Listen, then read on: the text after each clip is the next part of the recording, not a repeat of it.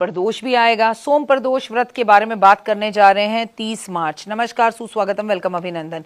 मैं हूं आपके साथ आपकी अपनी होस्ट दोस्त डॉक्टर वायरा राखी। आपका स्वागत अभिनंदन करती हूं आपके, मेरे और माता रानी के इस खूबसूरत से यूट्यूब चैनल पर। कैसा है मेरा ये संसार? दिन दुगनी रात चौगनी तरक्की करें, माता रानी की असीम कृपा आपके संसार और परिवार पर बनी रहे। चलिए कार्यक्रम की शुरुआत हमेशा की तरह बिलीव इन कर्मा।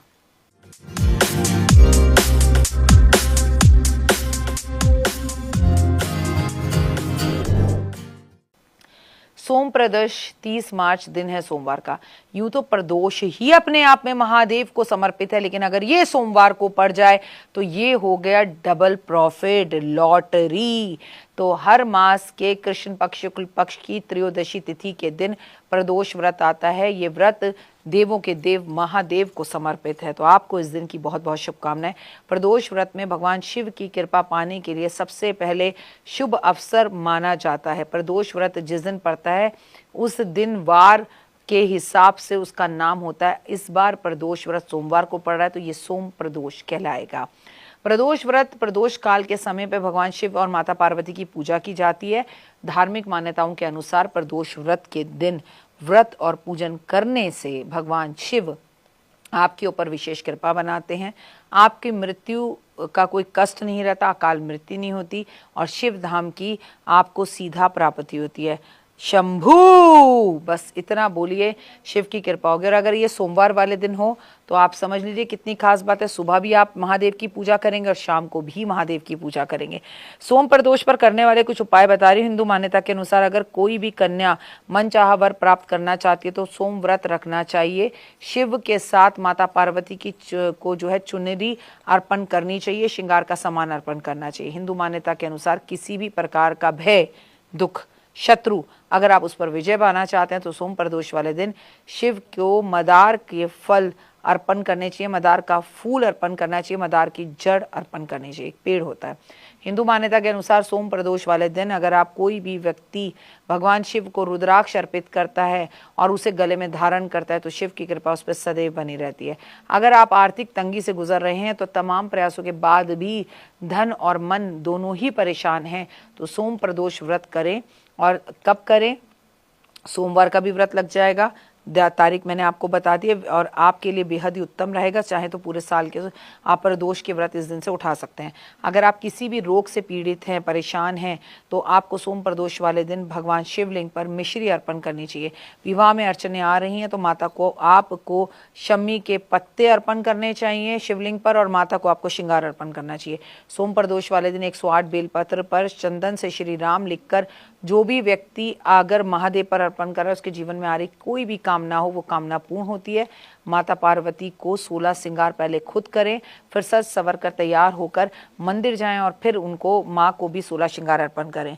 आपको सफ़ेद कपड़े, अन्न दान चंद्रमा के दोष को आपके मानसिक शांति देता है। अगर आप चावल का दान करते हैं, सफ़ेद वस्त्र का दान करते हैं, दूध का, घी का, दही का दान करते हैं तो मानसिक शांति मिलती है। इसके साथ साथ ज़रूरतमंद ब्राह्मण को घर बुलाकर इस दिन भोजन भी ज़रूर करना चाहिए। शाम के टाइम पर अपने घर में लोबान का धुआं भी देना चाहिए। अगर आप चाहें तो उस दिन चांदी खरीद सकते हैं। चांदी को महादेव पर अर्पण करके उसे टच करके अपने घर में लाके तिजोरी में रख सकते हैं, जिससे पैसा घर में रुकने लगता है। अगर आप अन्न व्रत नहीं रखना चाहते मत रखिए, लेकिन आप इस दिन महादेव की पूजा विशेषकर कीजिए तो आपके लिए बहुत लाभदायक रहता है। सुबह भी कीजिए, शाम को भी करिए, क्योंकि सोम प्रदोष है। सोमवार के हिसाब से सुबह और प्रदोष की पूजा हमेशा गोधूली बेला में शाम को होती है।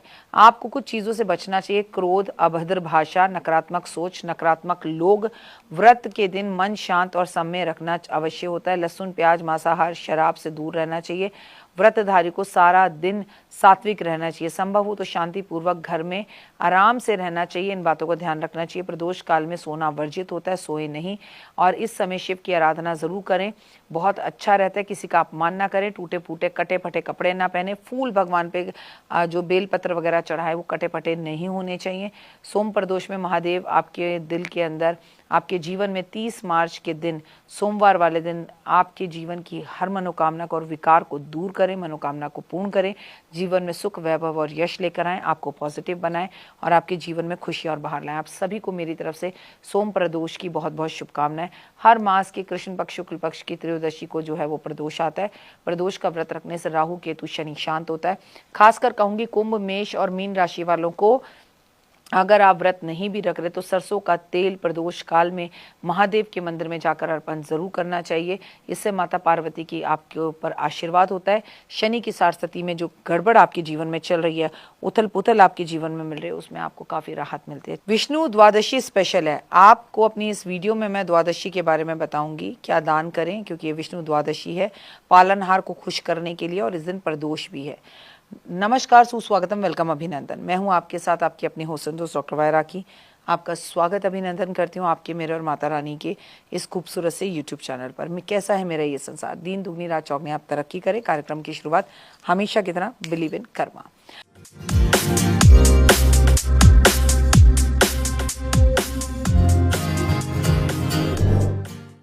नौकरी में समस्या आ रही है तो कहते हैं कि नौकरी में आ रही दिक्कतों को दूर करने के लिए पदोन्नति नहीं हो रही है, अधिक मेहनत करने के बाद भी सफलता नहीं मिल रही है, तो विष्णु द्वादशी पर पीले रंग के वस्त्र, पीले फूल, नारियल, पीला फल, हल्दी और खड़ा नमक रख कर इन सब चीज़ों की एक पोटली बनाएं, इसे मंदिर में ले जाएं और वापस भगवान विष्णु के चरणों में रखकर घर लौट कर आ जाएं। ये आपके लिए बहुत अच्छा है। इस दिन सोम प्रदोष भी है और विष्णु द्वादशी भी है।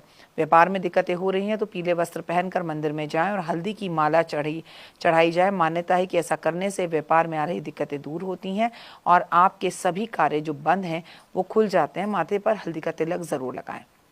अगर बरकत नहीं हो रही है तो घर में विष्णु द्वादशी के दिन भगवान विष्णु और माता लक्ष्मी की पूजा करनी चाहिए। चने की दाल और गुड़ का भोग भगवान को लगाना चाहिए। विष्णु सहस्त्र नाम का पाठ करना चाहिए। ऐसा करने से महालक्ष्मी की कृपा बनती है। गुरु ग्रह कमजोर हो रहा है, अगर आपकी कुंडली में तो गुरु ग्रह को कमजोर है तो पानी में हल्दी डालकर स्नान करें। ऐसा लगातार करने से आपको काफी लाभ मिलेगा और इसी दिन से शुरू करें। केले के पेड़ की पूजा करें, केले के पेड़ मंदिर में लगाएं, केले के पेड़ का दान करें और केले का सेवन नहीं करें, लेकिन केले का प्रसाद बांटें, यानी कि अपना त्याग करें और लोगों में बांटें, तो ये अपने आप में बेहद शुभ है।